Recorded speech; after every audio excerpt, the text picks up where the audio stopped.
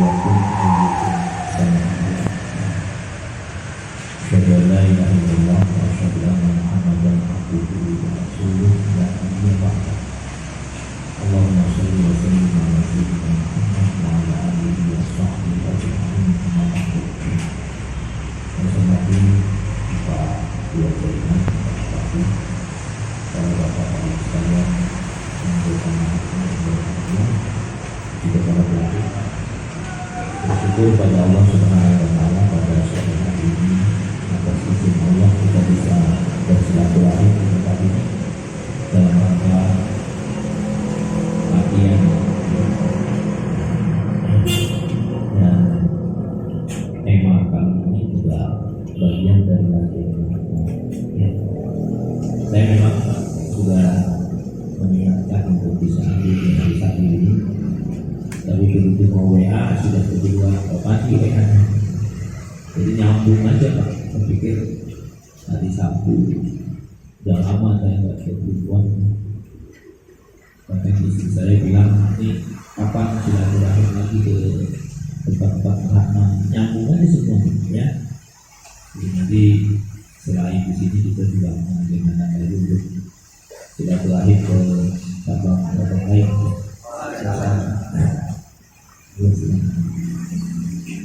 Ya mungkin itulah bahasa hati kita. Insya Allah apa yang akan dilakukan dengan teman-teman akan menjadi bagian dari kita. Saya sudah menyiapkan baju dan apa yang mungkin segala macam.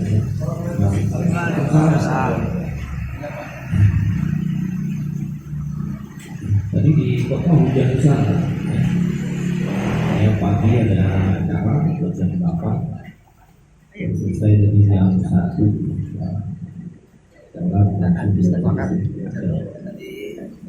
Sebenarnya saya pikir mau ke lapangan seperti ini kita lebih baik kita ngobrol di sini. Memang kalau istri saya nggak pakai seragam dari mobil saya bilang salinnya di mana? Salinnya masih di dalam mobil. Ya, kalau sekalian 14 abad yang lalu terjadi peristiwa peristiwa yang tidak bisa diterjemahkan dengan kata, peristiwa yang hanya bisa diterjemahkan dengan hati dan iman. Isra dan Mi'raj. Isra itu perjalanan Nabi dari Masjidil Haram menuju Masjidil Aqsa. Kalau menggunakan perjalanan jarak, waktu itu dulu 1 bulan lebih, ya. Dan dulu kan tidak ada pesawat. Tapi perjalanan panjang itu hanya bisa ditempuh dalam waktu sekejap. Entah pesawat apa yang digunakan oleh Nabi pada saat perjalanan dari Mekah menuju Masjidil Aqsa di Palestina. Tapi yang pasti itu Allah yang berbicara, Allah yang punya kehendak, Allah yang punya mau, maka apapun bisa terjadi. Termasuk perjalanan cepat ya dari Masjidil Haram di Mekah ke Masjidil Aqsa di Palestina. Ini luar biasa. Itu namanya Isra, ya. Nah kemudian dari Isra dalam satu riwayat Nabi Muhammad itu dibedah, jiwa dan kakinya dioperasi, dibersihkan, ya. Dan berpikirnya begitu, Allah harus bersih dulu, pikirannya bersih, jiwanya bersih, fisiknya bersih, kakinya juga bersih. Maka Nabi Muhammad di samping itu untuk jiwanya dibersihkan, dioperasi, semua bersih. Ini cara berpikirnya begini. Kenapa kita diajarkan itu? Karena Allah itu zat maha bersih. Untuk menghadap yang zat maha bersih harus dibersihkan dulu. Dan salah satu simbolnya adalah wudu. Jadi sebenarnya ibu bapak, wudu itu simbol bahwa ketika orang ingin merapat kepada zat yang maha bersih, maka dia harus bersih dulu. Bukan fisiknya aja, hatinya, pikirannya, jiwanya, batinnya, lisannya, matanya bersih, baru kemudian dia connect dengan yang maha bersih, yaitu Allah. Sebenarnya wudu itu hanya simbol saja, simbol saja. Maknanya apa? Maknanya karena Allah Zat yang Maha Bersih, maka ketika orang mau datang kepada Allah harus bersih. Cara yang sederhananya wudhu. Kira-kira begitu. Nah, ada satu cerita yang terdapat dalam Quran surat Toha ayat 9 sampai ayat 14. Itu kan ketika Nabi Musa sedang berjalan membawa keluarga dan kerabatnya di sebuah tempat yang dikenal dengan lembah Tursi. Tiba-tiba Nabi melihat di atas bukit itu ada api. Nabi Musa di saat sedang berjalan di lembah itu, Nabi Musa melihat cahaya api dari bukit Gunung Tursi. Lalu apa kata Nabi Musa? Wahai saudaraku, keluargaku tinggal di sini, saya akan menuju api. Siapa tahu dari api itu saya akan mendapatkan petunjuk. Naiklah Nabi Musa ke atas bukit. Sampai di bukit tinggi juga begitu. Tiba-tiba api itu yang menyala berbicara api itu. Nanti Bapak bisa cek dalam Al-Quran surat Toha ayat 9 sampai ayat 14. Api yang menyala itu bicara. Apa kata ayat Musa? Lepaskan kedua sendalmu. Kalau bahasa Indonesia nya begitu, bahasa Al-Qurannya ada dalam surat Toha. Lepaskan kedua sendalmu karena engkau akan memasuki kawasan suci, bukit yang sangat suci, bukit Tursina. Ya. Lalu api itu tiba-tiba bicara, wahai Musa, akulah Tuhanmu. Ya, sembahlah aku dan beribadahlah karenaku dan sholatlah karenaku. Itulah saat pertama kali Nabi Musa dilantik oleh Allah menjadi Rasul di sebuah bukit yang disebut Bukit Sinai. Ya, Bukit Sinai, Bukit Tursina. Ada dalam Quran, watini wa zaituni wa turi sinin, ya, demi Bukit Tursina. Dan ada surat Toha ayat 8 ayat 9 sampai 12 menjelaskan tentang peristiwa itu. Nah, Nabi Musa kemudian melepas kedua sendalnya, tiba-tiba Allah mengatakan api yang bicara. Api yang mengatakan, wahai Musa, aku adalah Tuhan, tidak ada Tuhan selain aku, sembahlah aku, sholatlah untuk aku. Apa yang bisa kita ambil kaitan dengan bersih? Bahwa karena Allah itu Zat yang Maha Bersih, ketika orang mau datang, sendalnya dicopot. Sendal itu simbol. Karena orang biasanya kalau pakai sendal kan nempel najis, nempel segala macam. Maka kata Allah kepada Nabi Musa, sendalmu lepaskan. Maknanya apa? Bukan hanya sendal fisik, tapi batinnya, pikirannya, jiwanya harus bersih. Maka orang-orang Nabi Muhammad itu setiap hari punya wudhu. Almarhum bapak kita Pembina itu setiap hari punya wudhu. Bilang habis berdarah, habis diam, langsung sholat. Karena memang membiasakan wudhu. Kalau batal udah wudhu lagi. Dan itu dilakukan oleh Nabi sepanjang hidup. Salah satu pekerjaan rutin yang dilakukan oleh Nabi. Memang wudhu itu hanya untuk melaksanakan sholat, karena dia syarat sahnya sholat ya wudhu. Tetapi Nabi mengajarkan, memberikan contoh bahwa setiap hari, setiap saat dalam kondisi berwudhu. Efeknya luar biasa. Wudhu itu maknanya luar biasa, ya, dari segi kesehatan, dari segi apa itu banyak sekali filosofi dari wudhu. Jadi ketika bapak-bapak mengambil air wudhu, ya, itu sebenarnya bukan hanya membersihkan fisik. Ketika kita mencuci tangan, itu maknanya boleh jadi tangan kita terlalu banyak dosa dan noda, maka dibersihkan dengan wudhu minimal 5 kali saja. Ketika orang berkumur-kumur, itu bukan hanya membersihkan kotoran dari mulut untuk simbol wudhu, tetapi maknanya apa? Boleh jadi mulut kita suka melukai orang, kata-kata yang tidak baik, suka membuat luka orang lain, kan dosa, dicuci dengan kumur-kumur. Kemudian wajah kita diwajibkan dicuci pada saat wudhu 3 kali, sunahkannya 3 kali, wajibnya dicuci. Ya. Apa maknanya? Boleh jadi wajah kita ini digunakan untuk hal yang tidak baik, tidak menempel dosa-dosa kita di wajah, maka wudhu adalah simbol pembersihan air. Dan memang ada hadisnya juga. Barang siapa yang berwudhu pada saat situasi dingin, masih ingat? Maka air yang mengalir pada wajah dan tangannya itu menghapuskan dosa-dosa. 2 minggu yang lalu saya baru pulang lagi dari Mekah dan cuacanya sangat dingin. Jadi kalau dulu Bapak di bulan September itu panas, kemarin saya bulan Februari awal, ya, itu cuacanya sangat dingin, ekstrim. Dan ternyata ada di Quran surat Quraisy, li ila fi Quraisyin ila fihim rihlatasy syita'i was-sayf. Maknanya apa? Jadi di Arab itu ada musim sita, ada musim saif. Sita itu dingin, saif itu panas. Jadi kalau dingin sekali, panas sekali. Nah rupanya ketika situasi dingin itu kan orang malas ambil air wudhu karena dinginnya. Nabi mengatakan apa? 3 hal yang menggugurkan dosa. Yang pertama adalah isbahul wudu fis sabarat, sempurnakan wudhu pada saat dingin. Rupanya hadis itu diriwayatkan pada saat Madinah dalam kondisi iklim dingin, cuaca dingin. Maka Nabi mengatakan, sempurnakan wudhumu pada saat situasi sangat dingin, maka air yang mengalir pada tangan dan wajah kita adalah penggugur dosa-dosa kita. Jadi air wudhu itu menggugurkan dosa.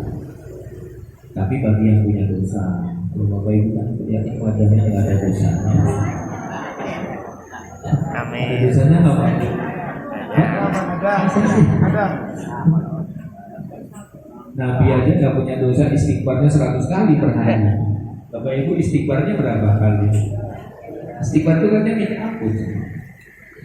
Jadi bayangkan Nabi yang nggak punya dosa itu istighfarnya sampai 100 kali. Kita yang tadi ngaku pada punya dosa berapa kali istighfar? Jadi air itu yang mengalir pada wajah kita itu adalah penggugur dosa-dosa. Mungkin amal kita kurang, mungkin sedekah kita jarang, mungkin amal-amal lainnya banyak yang kita tidak kerjakan. Cobalah sempurnakan wudhu, karena akan menyempurnakan, akan menggugurkan dosa-dosa kita. Makanya hati-hati Bu kalau punya anak-anak, lihat wudhunya sejak kecil aja.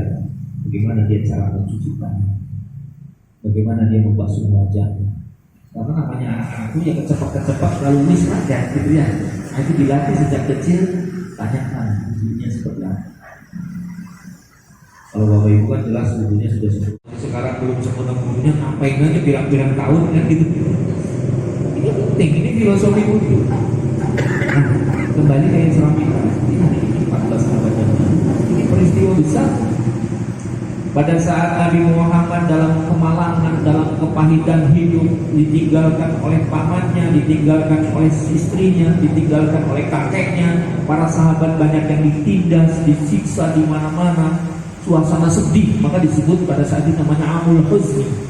Amul Huzni tahun kesedihan Rasul ketika ditinggalkan oleh banyak keluarganya dan dia harus berdakwah sendirian, sementara para sahabatnya banyak yang ditindas. Allah pun datang menghibur Nabi dan Allah membawa Nabi dengan kecepatan tinggi, yaitu Isra Mi'raj. Nah, tamu-tamu kesirnya ke Sidratul Muntaha. Kalau kita kan paling kesirnya kemana Pak? Itu peristiwa dahsyat, ya. Jadi dari Masjidil Haram ke Masjidil Aqsa namanya Isra. Lalu naik tuh dari bersihkan sampai sekarang ada tuh tempat di mana landasan Nabi Muhammad meluncur ke Sidratul Muntaha, batunya masih ada di Masjidil Aqsa. Ada yang pernah ke sana? Ya nanti diagendakan Pak, berarti ya ke Masjidil ke Palestina. Nah itu Mi'raj itu naik dari Masjidil Aqsa di Palestina terus menuju ke tempat paling tinggi, setinggi-tingginya jagat namanya Sidratul Muntaha. Langit pertama, kalau dalam teori astronomi orang pada langit pertama meledak Pak. Pesawat apapun pasti akan tidak kuat. Naik langit kedua apalagi lebih meledak. Tapi Nabi Muhammad atas izin Allah, ilmu tinggi yang dimiliki oleh Allah tentu saja bisa mengantarkan Nabi Muhammad tanpa ada cedera menghadapi panasnya. Apa itu? Ozon ya, lapisan-lapisan yang 7 langit. Kan di Quran langit itu ada 7 lapis. Wasawwahuna sab'as samawat. Allah menciptakan 7 lapis langit ya. Dalam surat Al-Mulk juga dikatakan 7 lapis langit. Lapis pertama, kedua, ketiga, keempat. Begitu masuk lapis ke-7 kan dikawal sama Jibril. Apa kata Jibril? Wahai Muhammad, saya sudah tidak sanggup lagi untuk mengantar. Ini bukan kawasan saya. Ini sudah kawasan Allah. Itu begitu masuk pintu gerbang Allah itu di sekeliling pintu aras itu ada malaikat jumlahnya jutaan. yang kerjanya bertasbih, subhanallah wa bihamdihi, subhanallah. Malaikat itu begitu, dan itu jumlahnya jutaan. Semua makhluk sangat taat kepada Allah, para malaikat menjaga pintu Allah. Bukan berarti Allah butuh penjagaan, tetapi ini cara Allah mendidik para malaikat agar taat. Dan malaikat kerjaannya udah bertaat-taatan sama Allah. Begitu masuk pintu gerbang, Jibril udah gak sanggup, ini sudah kawasan Allah. Langsung Allah menjemput Nabi Muhammad. Ini luar biasa. Manusia paling mulia di muka bumi ini dijemput oleh Allah Subhanahu wa taala, masuk tahap demi tahap terus ke tempat tertinggi. Di mana itu? Wallahu a'lam. Tapi ada. Bagaimana cara memahaminya? Jangan dengan akal. Kalau dengan akal nggak mungkin orang bisa langit 7 bisa tembus, nggak mungkin. That is impossible kata orang Inggris. Nggak mungkin, Pak. Jadi gimana? Memahami peristiwa Isra Mi'raj harus dengan iman. Kalau iman selesai. Saya iman dan percaya pada Allah. Allah punya skenario bisa mengangkat manusia masuk ke lubang kami ke-7. Tapi kalau akal nggak ketemu, nggak bisa. Jadi ada di dalam agama itu, Bapak Ibu, hal-hal yang tidak bisa dipahami dengan akal. Contoh, alam kubur itu nggak bisa pakai akal. Kayak apa sih malaikat mungkar dan nakir di Bali? Nah, kan ketemu karena alamnya metafisik. Metafisik itu gaib. Jadi gimana? Memahami itu dengan iman. Saya percaya bahwa di dalam kubur itu ada siksa. Saya percaya bahwa di dalam kubur itu ada surga. Menggunakannya pakai iman sama. Itu apa namanya? Isra Mi'raj pun harus dipahami dengan iman. Nah, itu peristiwa yang pertama kali dalam sejarah dan tidak akan pernah terulang lagi. Dan dalam agama itu orang kalau Nabi Muhammad itu diberi kenikmatan yang lebih tinggi dari kenikmatan surga itu. Bapak Ibu, surga itu indah. Ketika orang masuk ke dalam surga, indahnya luar biasa. Gak ada kegalauan, gak ada kesedihan, gak ada segala macam indah. Tapi ada yang lebih indah daripada surga. Siapa? Ketika seseorang bisa bertemu dengan Nabi Muhammad SAW. Itu jauh lebih indah dari surga.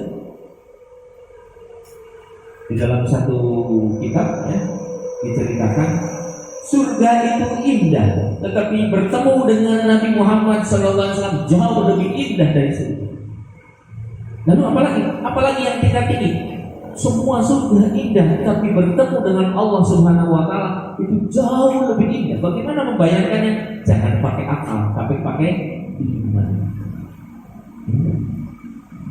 Jadi gak usah takut bertemu dengan Allah, karena itu keindahan. Semua orang yang imannya kelas tinggi bermimpi ingin bertemu dengan Allah Subhanahu wa taala, karena dari Allah itu memancarkan kebahagiaan yang dekat.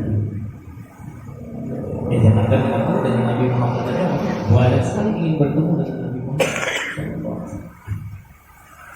Kemarin juga kita menuju Mekah, kita doakan teman-teman Muhammad supaya semua hidup dalam keadaan sehat. Yang punya masalah keluarga semoga dibuka juga. Yang punya bisnisnya bermasalah semoga bisnisnya berikan jalan keluar. Yang punya masalah di mana kita doakan semua. Ya? Dan siapa tahu nanti dan rasa kebahagiaan tertinggi adalah ketika orang bisa diberi kesempatan bertemu dengan Rasulullah SAW. Nah, lalu masalahnya apa sih oleh-oleh orang dari Nabi Muhammad dari masjid dari Sidratul Muntaha? Oleh-olehnya cuma satu. Apa itu? Sholat. Berarti sholat itu salah satu capital, ya, immaterial capital. Salah satu modal imateri paling mahal. Karena apa? Untuk mendapatkan oleh-oleh sholat, Nabi Muhammad harus menembus berisiko tinggi, melakukan perjalanan berisiko tinggi, Pak. Lu melakukan perjalanan enggak, pesawat apa yang mampu melakukan ini? Enggak ada. Tapi Nabi Muhammad dengan izin Allah terbang. Memang ada sebagian mengatakan Nabi Muhammad itu pakai buruk. Lalu digambarkan buruk itu kuda yang wajahnya perempuan, lalu ada sayapnya gitu ya. Nah itu ngarang juga, nggak ada gitu ya. Dalam keterangan-keterangan yang asli nggak ada. Maksudnya buruk itu bahasa Arab. Itu baca dalam surah Al-Baqarah. Buruk itu al-bar artinya kilat. Jadi kendaraan yang dipakai oleh Nabi itu kecepatannya lebih tinggi dari kecepatan cahaya kilat. Al-bar itu kilat. burn flash dalam bahasa Inggris. Lalu kemudian orang, oh buruk itu Nabi Muhammad pakai buruk, lalu digambar kuda dan segala macam. Itu tidak seperti itu. Itu hanya menggambarkan memudahkan orang. Ya, lalu kuda bersayap nyampe di sana nanti kebakar gimana tuh kudanya? Ngatur loh, jangan mikir-mikir yang gitu. Yang penting saya percaya dan saya iman karena ini ada dalam buruknya. Banyak kan ada dulu pesawat buruk airline, pesawat yang buruk itu ada ya. Baru kecepatan cahaya berapa? Ada yang tahu Pak? Ya, 300.000 km per detik. 3 kali 10 pangkat 8 per detik. Jadi begitu udah 300.000 km kemana ini? Tujuh kemana? Kecepatan, tapi ini lebih cepat dari kecepatan kilat. Dan ibu bisa bayangkan ketika orang dari ujung galaksi, planet-planet yang diciptakan oleh Allah yang terkumpul dalam galaksi itu jumlahnya miliaran dan jarak dari satu tempat ke tempat itu sangat jauh. Jarak antara itu planet-planet yang ada di atas itu lebih besar daripada bumi jutaan kali. Bumi itu kecil. Siapa yang menciptakan? Allah. Semuanya ada dalam genggaman Allah. Dan semua planet-planet yang jumlahnya miliaran itu berputar, bertawaf mengelilingi kosmos yang di tengahnya ada Allah Subhanahu wa Ta'ala. Makanya sering saya sampaikan, kenapa kita bertawaf? Tawaf itu artinya sebuah simbol perjalanan kehidupan manusia. Kenapa? Karena alam semesta aja tawaf, ya, malaikat aja bertawaf, kemudian kita juga bertawaf. Jadi sebenarnya tawaf itu sebuah simbolisasi dari perjalanan kehidupan manusia. Nah, bagi sekarang kembali, jadi apa itu oleh-olehnya adalah maka mari Bapak Ibu ya, jaga salah satu ibadah yang pertama kali akan dilakukan. Mungkin kita kurang baik, tapi masalah menjalankan dengan baik itu sangat tercukupi. Mungkin yang amalan lainnya, sedekahnya, segala macamnya kita masih kurang, tapi kalau sholatnya kita jaga dengan baik, insyaallah semuanya akan tertutup ya. Mari kita mengolah ini.